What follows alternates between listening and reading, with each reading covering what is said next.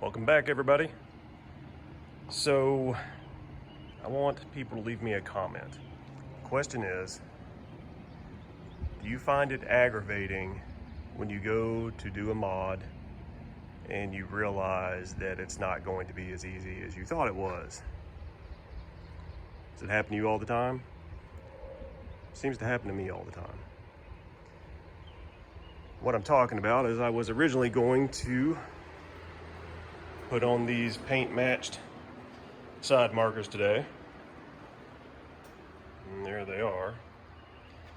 And I found out once I started taking out some of the T25s here and pulled this back, I realized that, yeah, it's gonna be a lot easier just to do it with the bumper off, and I'm not trying to get into that today.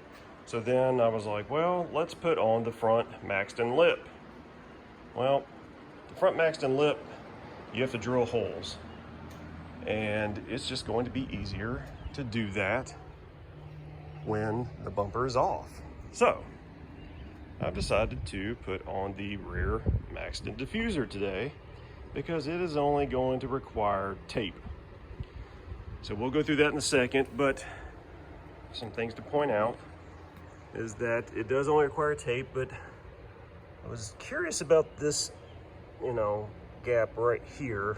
And so I asked Mops on the Audi Design forums, and he said, believe it or not, all SQ5s have this hole in there, and I guess it's for the trailer mount, but the hole is there on all of them.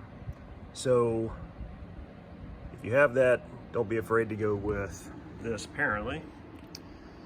And so all we're going to do is, and the Maxton does have this protective film over it that we will peel off once we get it on there. So I've already cleaned off the lower part of this factory diffuser with some waterless wipe, and now I'm going to go through and wipe it down with alcohol, and I will probably pull out the hair dryer to warm all that up, and then I will start putting tape around this, and probably a lot of it because I want it to stay in place.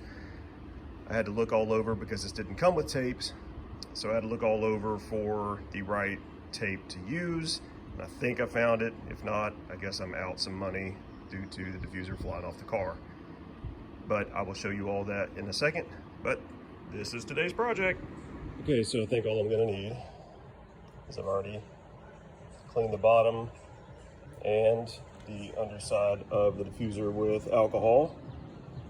I am gonna use the hair dryer to heat everything up just so that I have a pretty good bond with this tape. And the tape that I decided to go with is this 3M super strength molding tape, model number 03614, and this is 15 feet, ½ inch. So watching a lot of videos, it's hard to, people talk about it, but they make reference to so many different types of 3M freaking tape. And so at the end of the day, I just had to take my best guess with what was working, just because the last video I watched, the person gave a 4 to 6 month review and said it was still, that he put a spoiler on, and he said that everything is still holding just fine. So that's the main reason I went with this tape, nothing other than that. If you have a better tape alternative, use that. Heck, even put in a comment telling me which tape it is that you've used before, so maybe I can add that to the arsenal. So what I'm going to do is open this up, and I'm going to start lining the outer edges, and then so the factory doesn't have a center little winglet thing, so I'm not going to put anything kind of in this general area here, but I will line these sides because there is some room on both sides of that, and I want to make sure that I can get as much adhesion as I can on this. And then it's a matter of just lining it up, and I'll probably have my wife help me since we'll have to pull the tape, and I want to kind of keep it even. It kind of locks in place a little bit. There's a little wiggle room, so I want to make sure that I'm lined up even as close as I can on both sides before we go ahead and press it all in. So I run into any issues with that, I will let you know. Okay, we're about ready to go. I just wanted to show you all kind of how I did my tape on the side that's going to be a little more exposed to this edge here. I kind of came back a little bit further off the edge. You'll see there's like it's kind of texturized right here, so I just kind of went right below it.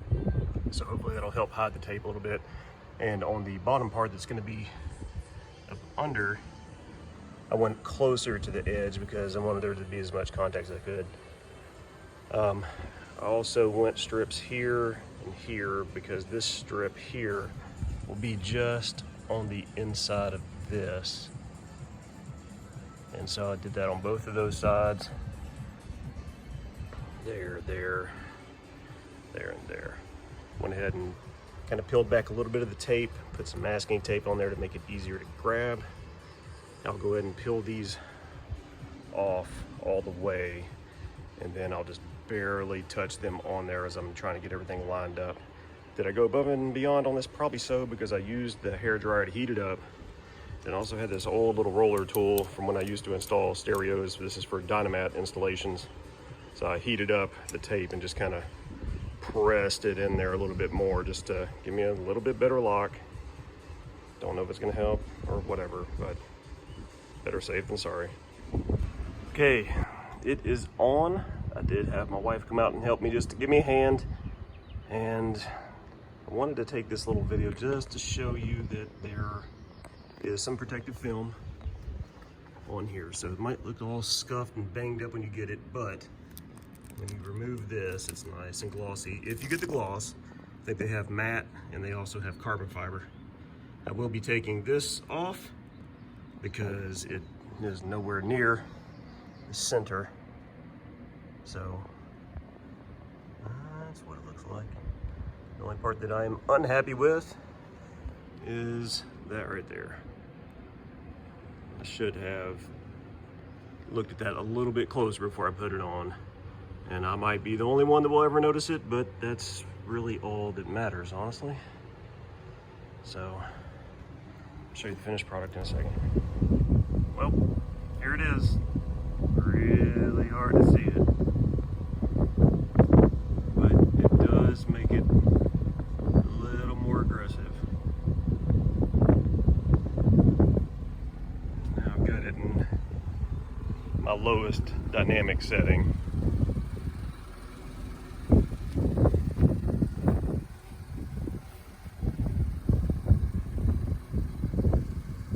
Look pretty good once I get that changed out and then get the lip put on. And I will eventually do the side skirts.